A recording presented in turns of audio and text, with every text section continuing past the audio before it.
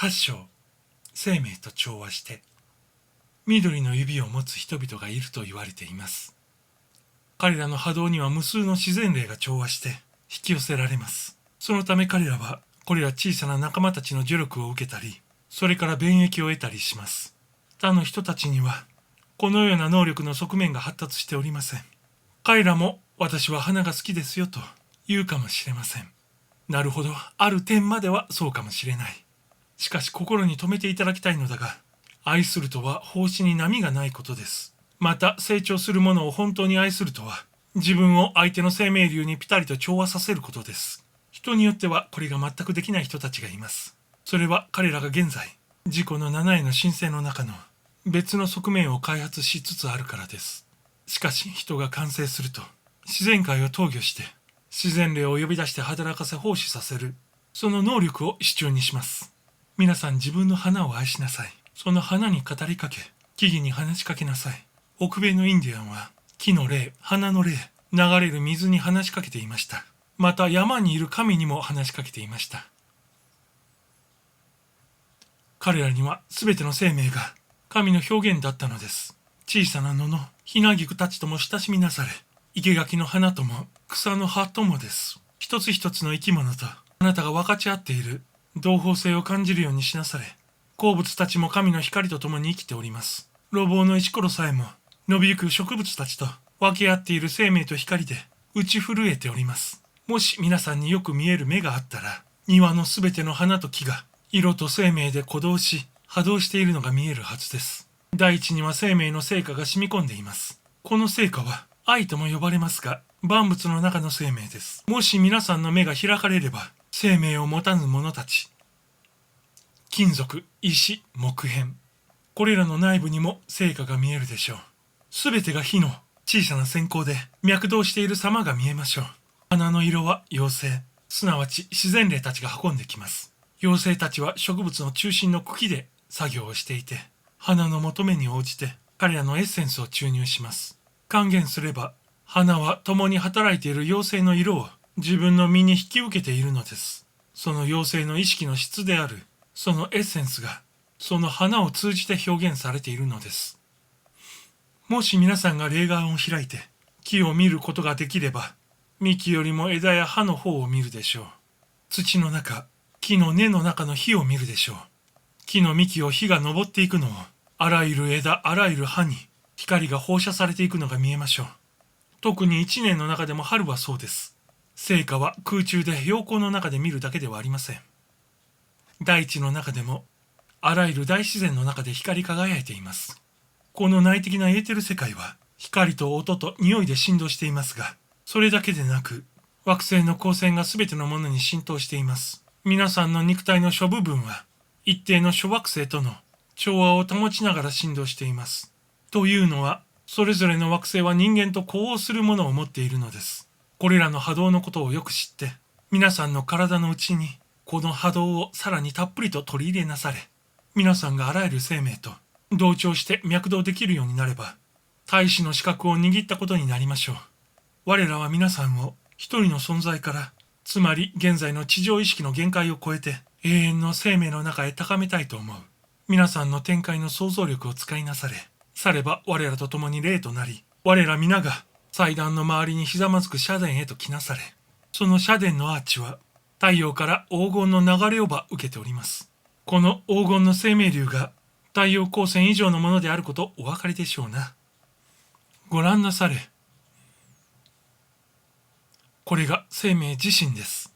生命の生を担ったものです。すなわち空間で旋回する微小な斑点を担ったものです。その微小なる斑点が地上のあれこれの低級な生命形態となって現れている。それを彼らは承知しています。我らはこの微小な生命粒と若い我らの同胞たち、動物王国、植物王国、鉱物王国と連結しているのです。皆さんが自分を凝視し、自分がこの黄金の生命流に包まれていることが分かれば、皆さんは霊界の音楽に同調します。心に響く霊生命のハーモニーが聞こえましょうぞ。聞き耳を立て、深く耳を澄まして、皆さんは今、絵も言われぬ微妙な色合いの色彩を浴びて立っています。皆さんは霊の世界にいるのです。皆さんの周りには霊光をさんさんと光らせて無数の生き物が活動しています。そのハーモニーの独特の色合いや調子から我らは惑星の天使らが我らの上で我らの内部で働いていることを知ります。おのおのはこの惑星天使の影響がほんの身近で今自分の生命に関わっていることを知るようになるに違いありません。これがわかるようになれば我らは我らの若い同胞たちへのもっと大きな奉仕の通路となるでしょう。上級の世界で各人は惑星天使を引き寄せます。我らの魂は皆その地上出生の折、その天使の助力を必要とするのです。人間のチャクラが好機を持てば、人類はちゃんと心得を持って意識的に惑星天使らに反応し始めるでしょう。これが一般的となれば、ここに新しい黄金時代の黎明が来るでしょう。この度の皆さんの地上出生に従い、皆さんである側、特定の諸惑星に連結されました。その惑星からの霊視たちが、皆さんの黄河と接触を保っております。このことは受胎よりずっと前に万事整えられるのです。子供の出生前に、ある時期的、霊的な流れが選ばれた両親の方へ向けられます。その流れは惑星の力とつながっていて、子供の親に作用します。親と子を結びつける玉木は、前の地上生活中に鍛えられたのでした。なんとなれば魂は、カルマの神々の指示のもとに生命の中心から送り出されるものですから、ヨハネが黙示録で語る玉座の周りの七天使は、この真理に関わりを持っています。なんとなれば玉座の周りの七天使とは、惑星の方々、地上に生まれる魂を管理する偉大な炎の神霊たちだからです。こうして各々の魂は、惑星の諸力を身に照射された上で、地上へ戻ってくるのです。人生には一定の影響が及ぶように定められていて、それによって環境とか状況が作られるわけです。しかし、こういう惑星の諸力とともに、さらに高級の力が存在しています。それは蛾に響く惑星光より、さらに赤々と燃える神聖な炎であります。この中心光こそ人間たるものの太陽です。これは心臓に鎮座します。心臓中枢が進化過程で発達していくにつれて、各惑星から来る天使たちが、その魂の進路の助力者となって付き添うことになります。皆さんは霊的生命の巨大な組織についてほとんどご存知ない。偉大な教師はこう語りました。5羽のスズメも半ペンスで売られるではないか。神はその1羽さえも忘れておいでにならない。しかしあなた方の髪の毛の1本までも数えられているのですよ。と。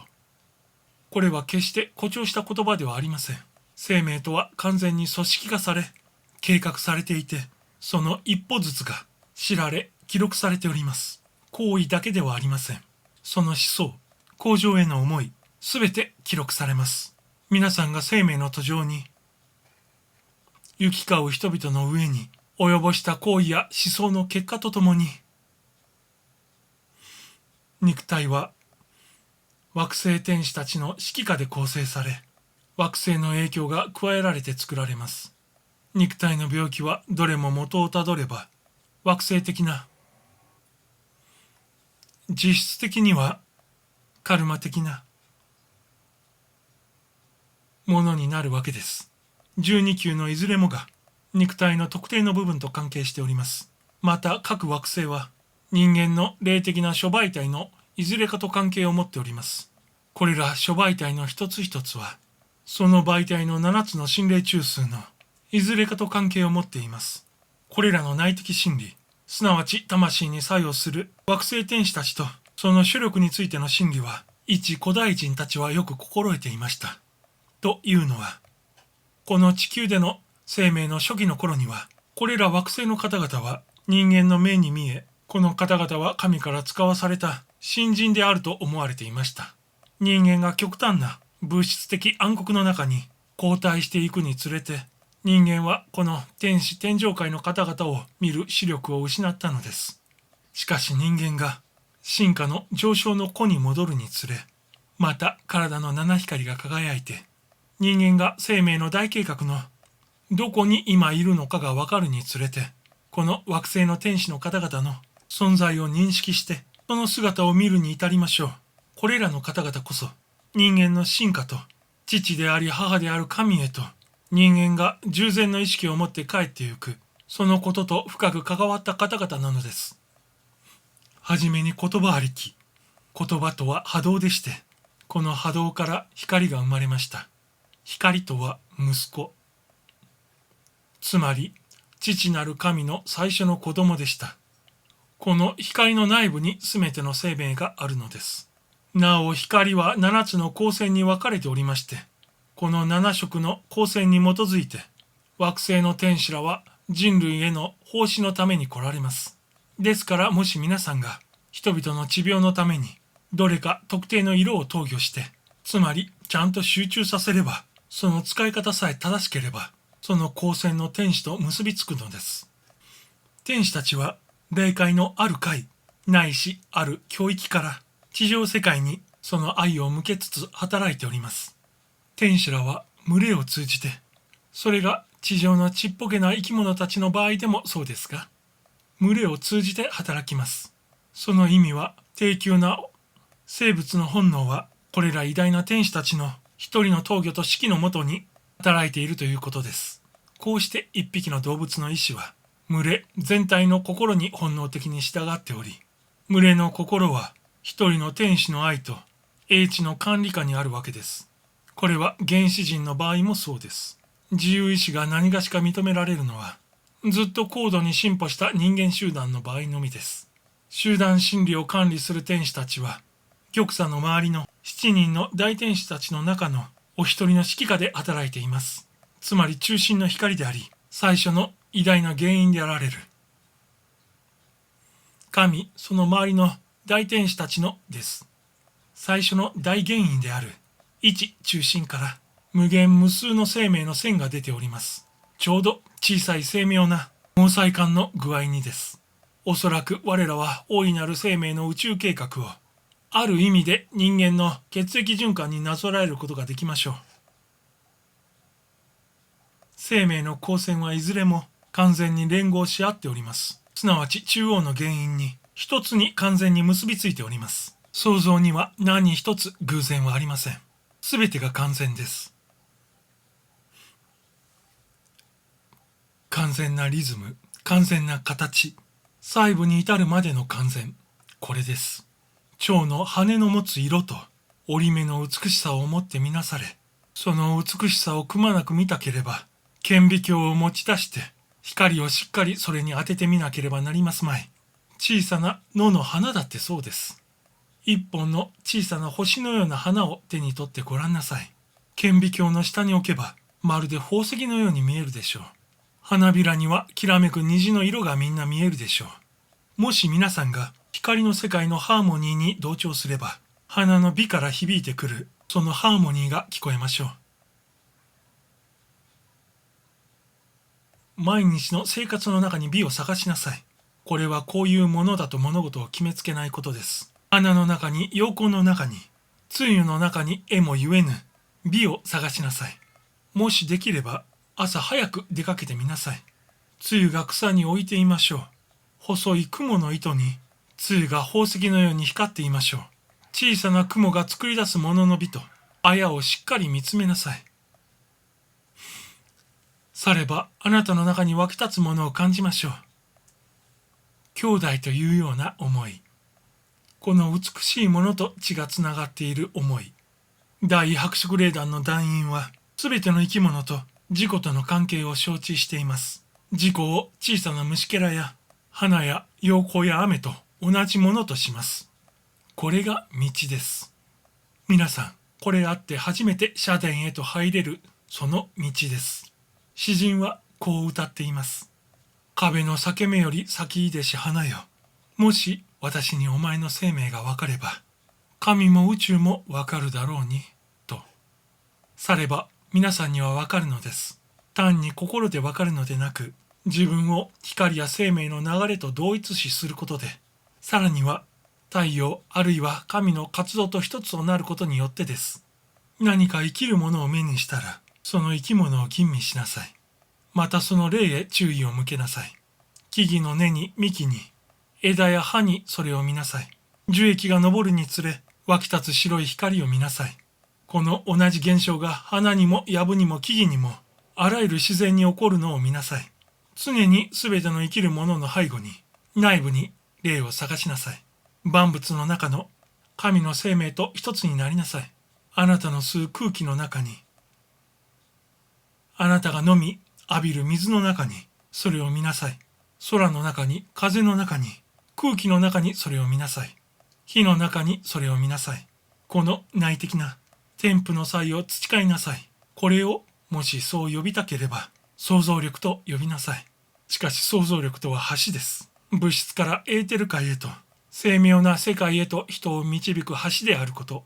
これを記憶願いたい。この天賦の際を使えば、皆さんは自分のためにもなるし、人の役にも立つのです。それは皆さんの中に調和を生み出し、生活に美を生み出します。なんとなれば皆さんが見たことも聞いたこともない世界がそこに現れてくるからです。ですから自分の枠から一歩を踏み出しなさい。制約と限界の具である我を一歩出るようにしなさい。自分自身を超え、脳髄の限界を超え、想像の翼に乗って滑り出なさい。皆さんは自由になります。真実の光明の地である木星のこの地に立って、皆さんには物質世界の背後が見えます。その時、同胞の神聖の意味を悟りましょう。キリストのようなものにならねば、心を尽くし、魂を尽くし、精神を尽くして奉仕することはできない。このことを皆さん知ります。あなたは生命の大海から寸分たりとも離れてはいない。このことを知りましょう。植物、動物、人間、いずれたりとも、あなたが同胞を傷つければ、あなたもまた傷つくのです。もう一度素朴なイエスの教えに戻りましょう。幼子たちよ、互いに愛しなさい。互いに愛を。皆さん、私たちは愛において会いました。また愛において別れます。しかし、いつも愛の鎖が私たちの心と心を結びつけています。皆さんが互いに愛を持たれるよう、生命の大いなる兄弟のつながりを大事にされるよう、互いの人間的な過ちには目をつぶりましょう。寛容でありましょう。それはやがて消えるものです。その時皆さんは知るでしょう。互いが天にあってそうであるように、互いはまさに完璧にして真実の光の兄弟であることを。